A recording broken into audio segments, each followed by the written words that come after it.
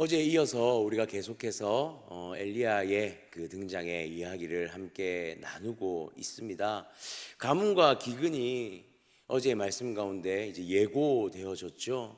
가뭄이라는 것이 사실 우리가 이렇게 피부로 와닿지 않으면 그 아픔이, 그 어려움이 얼마나 어려운지, 사실 우리는 기근이라는 그 가뭄을 뉴스나 또 상황을 통해서 많이 보게 되어집니다.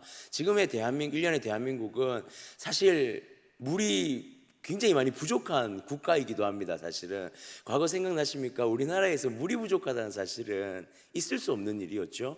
그러나 이제는 우리나라도 그 가뭄에서 그렇게 안전한 지대는 아닌 것 같습니다. 뉴스를 이렇게 돌리다 보면 비가 오지 않아서 이 호수나 이런 저수지 같은 것들이 다 메말라 버리는, 쩍쩍 갈라져 있는 것들을 보게 되어집니다. 그리고 그것들은 농사를 짓거나 우리가 생활하는데 매우 큰 어려움을 가져오게 되죠.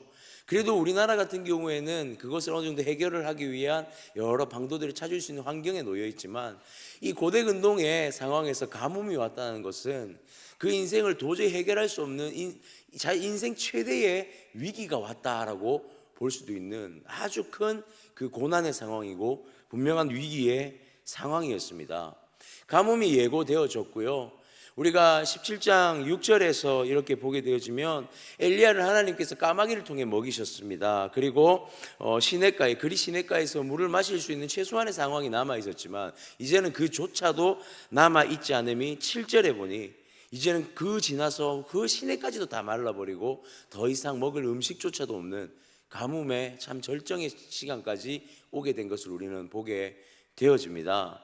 자, 이 상황에서 우리 하나님이 오늘 한 이야기를, 한 사건을 엘리야를 통해 우리에게 보여주고 계시는데요. 하나님이 이 엘리야를 이제는 이 이스라엘이 아니라 또 다른 새로운 땅으로 인도하셔서 그곳에서 하나님의 준비하심과 행하심의 놀라운 역사를 발견하게 하시고, 또한 이것이 이스라엘을 향한, 또 우리를 향한 하나님의 메시지로서 전하여질 수 있도록 하나님께서 그 시간을 인도해 나가심을 우리는 보게 되어집니다. 오늘 8절의 말씀에 보니 하나님께서 엘리야에게 임하셔서 말씀을 하시는데요, 9절에 엘리야에게 명령하고 있습니다. 너는 일어나 시돈에 속한 사르밧으로 가서 거기에 머물라. 보니까 하나님께서 이제는 엘리야를 그 장소, 이스라엘이라는 곳에서 어디로 옮겨가십니까? 시돈이라는 땅, 사르밧이라는 장소로 하나님이 이동시키고 있는 것을 보게 되어집니다. 이 시돈이라는 땅이 어떤 땅이냐면, 시돈은 바알과 아스다롯을 섬기는 우상의 땅입니다. 어찌 보면 지금 현재 이스라엘에 임한 이 고난, 그것의 원천인 우상이 있는 땅인 것이죠. 그리고 이 땅이 또한 어떤 땅이냐면 이세벨이 그곳에서 태어났습니다. 이 시돈은 바로 이 아합의 왕비였던 이세벨의 고향이기도 했습니다. 그러니까 이 지금 하나님이 엘리야를 보내시는 그 장소가 완전한 적진 한가운데에 보내고 계시더라는 사실이에요. 하나님이 엘리야를 오늘 적진 한가운데, 어쩌면 매우 이 어색하고 참 과연 하나님이 이곳에 보내는 것이 맞을까 싶은 그 장소로 지금 하나님이 엘리야를 보내고 있더라는 것입니다. 무엇보다 아합 왕은, 이 이세벨은 이 엘리야를 잡기 위해서 혈안이 되어져 있는 그런 상황이에요. 위의 상황들을 우리가 계속 보게 되면 이제 엘리야를 향한 아합과 이세벨의 핍박들을 보게 되는데, 그 적진 한가운데 오늘 엘리야를 떨어뜨려 놓고 있는 것을 보게 되어집니다. 무엇보다 이스라엘에서 예고되어진 이 가뭄이 또한 어디까지 확장되어집니까? 이제는 이것은 이스라엘 가뭄뿐만이 아니라 세계적인 가뭄 쪽, 그러니까 훨씬 더 넓은 영역으로 이 가뭄이 확장되어 있음을 보게 되어지더라는 것이죠. 더 이상 이 땅에 먹을 것도 없고, 한마디로 이제는 이 땅에는 인간이 최소한의 생존을 보장할 수 있는 그 어떤 것도 남아있지 않음을 보여주고 있는 것입니다. 자, 그런데 하나님은 오늘 이 시돈 사르밧이라는 장소에서 이 엘리야에게 두 가지 사건, 한 가정 안에 일어나는 두 가지의 사건을 우리에게 보여주시면서 하나님이 어떤 분이신지, 또한 하나님이 어떤 은혜를 베푸시는 분이시고, 하나님의 은혜 가운데 머무는 자가 어떻게 하나님 앞에 나아갈 때 하나님의 역사를 맛볼 수 있는지를 분명하게 보여주고, 이것을 이스라엘을 향한 예고로서 또한 보여주고 있다는 사실을 오늘 우리가 이 새벽에 잠깐 살펴보기를 원합니다. 첫 번째는요, 사르밧과 이 엘리야의 만남 가운데 하나님의 첫 번째는 먹이시고 도우시는 그 하나님을 발견하게 되어집니다. 10절에 보니 이렇게 기록합니다. 그가 일어나, 엘리야죠, 그가 일어나 사르밧으로 가서 성문에 이를 때에 한 과부가 그곳에서 나뭇가지를 줍는지라. 이에 불러 이르되 청하건대 그릇에 물을 조금 가져다가 내가 마시게 하라. 엘리야가 시돈으로 향합니다. 시돈으로 가고요, 가다 보니 이제 하나님께서 어떤 약속을 하며 가라고 하시냐면, 그곳에 네가 먹을 것을 이미 다 준비되어 있다. 그 여인이, 한 여인이 너를 먹일 것이다 라는 말에 과감히 그 걸음을 옮겨 나아갑니다. 그리고 사르밧 성문 앞에서 한 여인을 발견하는데 나뭇가지를 줍고 있는 여인을 발견하게 되죠. 그리고 여인에게 물을 한 잔만 줄 것을 먼저 요청하고 있습니다. 엘리야는 아마 이랬던 것 같습니다. 이 여인이 정말 하나님이 예비하신 그 사람이 맞을까라는 생각을 했던 것 같아요. 그래서 이 여인에게 다가가서 물을 한 잔만 주기를 청하면서 하나님의 뜻이 맞는지, 하나님이 생각한 여인이 맞는지 확인하는 작업을 먼저 하고 있습니다. 그러자 이 여인이 그 나뭇가지를 줍다가 한치의 망설임 없이 일어나 물을 가지러 이동을 하죠. 그러자 엘리야가 돌려 세웁니다. 다시 한 번 더 청하기를 그 물만을 요구하는 것이 아니라 이제는 떡 한 조각까지도 주기를 11절에 보면 청하고 있는 것을 보게 되어집니다. 그가 가지러 갈 때에 엘리야가 그를 불러 이르되 청하건대 내 손에 떡 한 조각을 내게로 가져오라. 떡 한 조각만 더 만들어 줄 것을, 가져올 것을 명령하고 있죠. 그러자 이 여인이 무엇이라 대답하냐면 12절에 당신 하나님 여호와께서 살아계심을 두고 맹세하노니 나는 떡이 없고 다만 통에 한 움큼의 가루와 병에 기름 조금뿐이라. 내가 나뭇가지들을 주워다가 나와 내 아들을 위하여 음식을 만들어 먹고 그 후에는 죽으리라. 정리를 하자면 이런 것입니다. 이 여인이 성문 앞에서 나뭇가지를 줍고 있었던 이유가 무엇입니까? 남은 가루 한 움큼과 기름을 가지고 떡을 구워 먹고 죽으려고 하고 있다라는 것을 이제 엘리야에게 고백하고 있는 상황입니다. 즉 당신에게 나누어 줄 떡이 내게는 없습니다라고 말하고 있죠. 그런데 엘리야는 이 여인에게 13절에 이렇게 말합니다. 그에게 이르되 두려워하지 말고 가서 내 말대로 하려니와 먼저 그곳으로 나를 위하여 작은 떡 한 개를 만들어 내게로 가져오고 그 후에 너와 내 아들을 위하여 만들라. 여러분, 우리가 여기서 보아야 할 것이 무엇이냐면 이 엘리야가 매우 확신에 찬 목소리로 명령의 어조로 반드시 그 떡을 만들어 올 것을 요구하고 있다는 것입니다. 상식적으로 한번 생각해 보십시오. 가뭄과 기근의 상황에 스스로가 나뭇가지를 주워서 오늘 떡을 구워 먹고 죽으려고 하고 있습니다라고 하는 여인에게 너의 그 밀로 떡을 만들어서 내게 가져오라는 명령을 하는 것이 아주 일반적인 상황은 아닙니다. 그런데 오늘 이 엘리야는 과감하게 이것을 명령하고 있다는 사실이에요. 그래서 이 장면을 다시 한번 조금 정리를 해보니 이 엘리야가 이 여인에게 명령하는 것과 또한 하나님이 엘리야에게 명령하는 장면이 아주 비슷한 장면으로 보여지고 있는 것을 우리가 발견하게 되어집니다. 우리가 다시 한번 처음으로 돌아가 보면 9절에 보니 시돈으로 가라 명령하시죠, 그죠? 그런데 하나님이 뭐라고 하십니까? 이미 음식을 줄 여인이 준비되어져 있고 이미 확정적으로 하나님이 답변을 주고 계십니다. 그러니까 시돈으로 가기도 이전에 하나님은 이미 여인이 내게 음식을 줄 것으로 다 이미 완성시켜 놓았다고 하나님은 말씀하고 있습니다. 확신에 찬 목소리로 엘리야에게 명령을 하시죠. 오늘 엘리야가 이 여인에게 말할 때도 어떻게 말하냐면 확신에 찬 목소리로 말하고 있습니다. 확신에 찬 목소리로 그 떡을 내게 가져오라 명령하고 있더라는 사실이에요. 어쩌면 하나님의 명령과 엘리야의 명령은 상황과 그렇게 맞는 상황은 아닙니다. 어쩌면 권면해야 될 상황일 수도 있고요, 부탁해야 될 상황일 수도 있음에도 불구하고 명령을 통하여서 반드시 가져오라 말하고 있더라는 사실이에요. 그러자 이 여인이 어떻게 합니까? 이 여인이 15절에 보니 그가 가서 엘리야의 말대로 하였다라고 기록하고 있죠.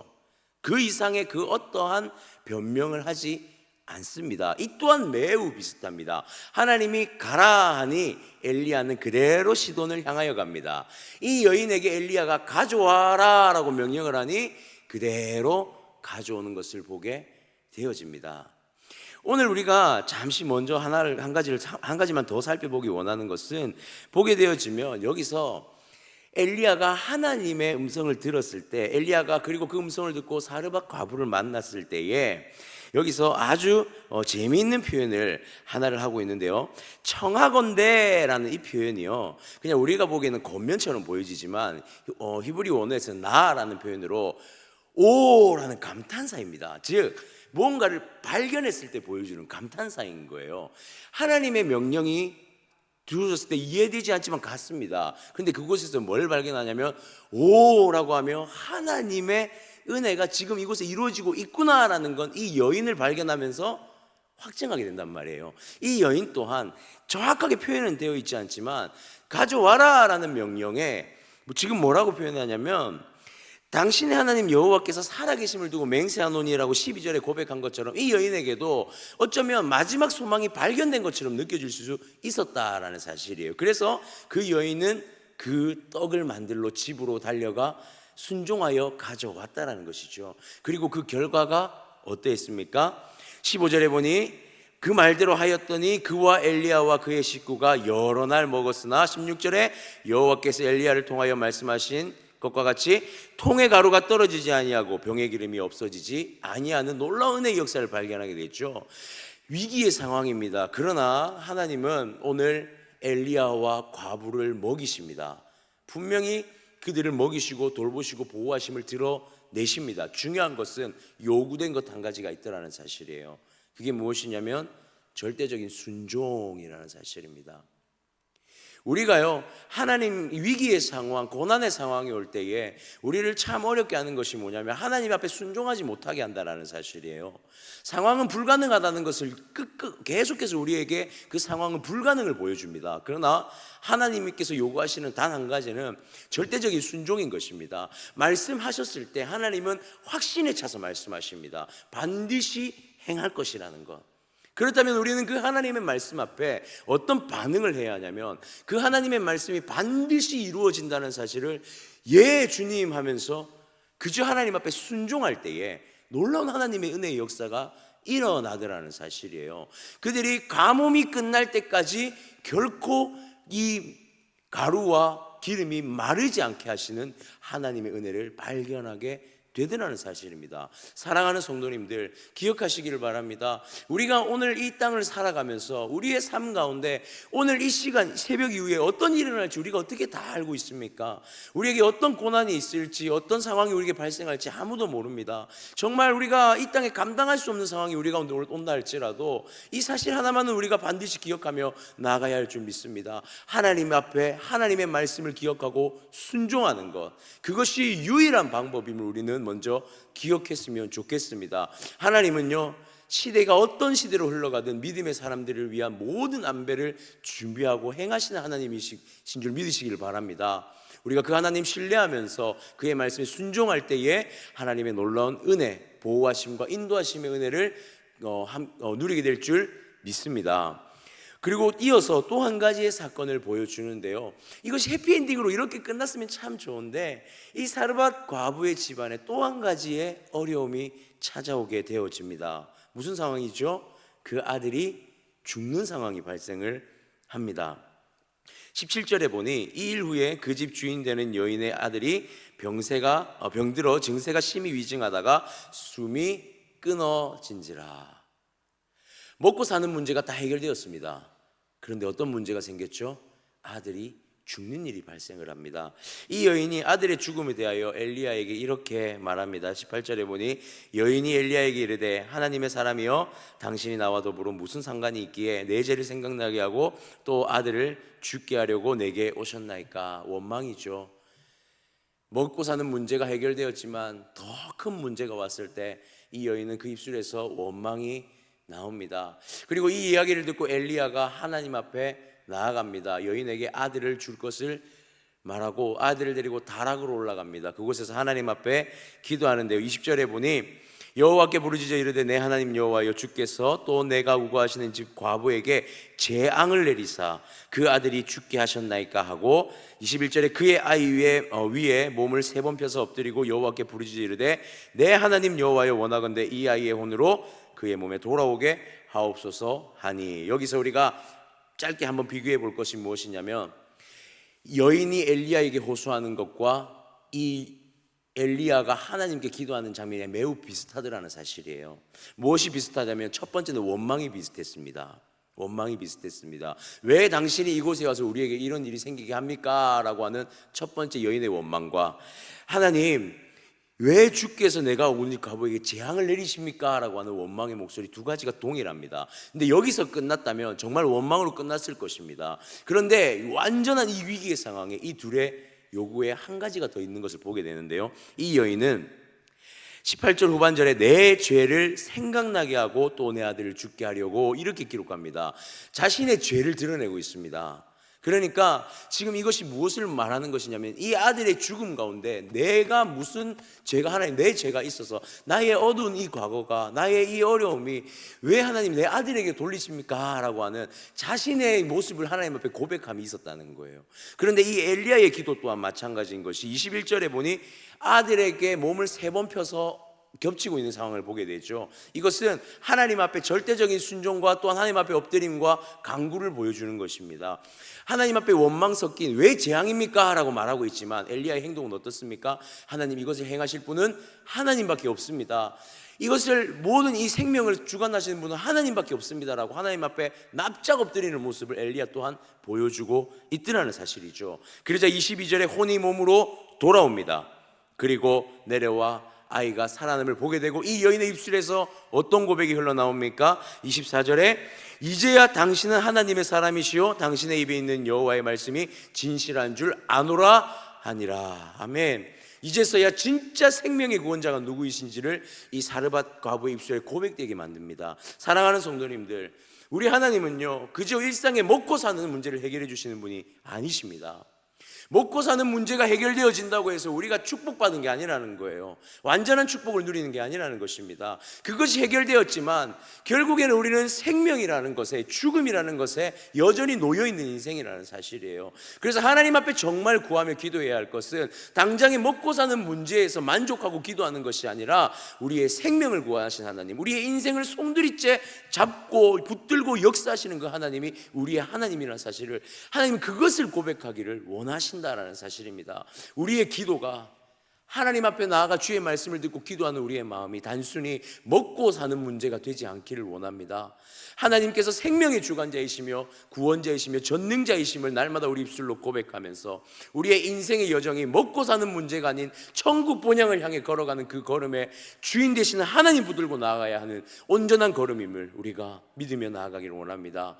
사랑하는 성도님들, 이 한 날 살아가시면서 저와 여러분 가운데 이런 고백이 있었으면 좋겠습니다. 당신이 생명의 주관자이십니다. 하나님 여호와 당신만이 우리를 살리실 수 있는 유일한 분이십니다라고 고백하면서 오늘도 주님 주신 그 생명의 구원의 기쁨을 기쁨으로 누리며 살아가는, 그것만을 기억하며 살아가는 우리가 되어지기를 주님의 이름으로 축복합니다.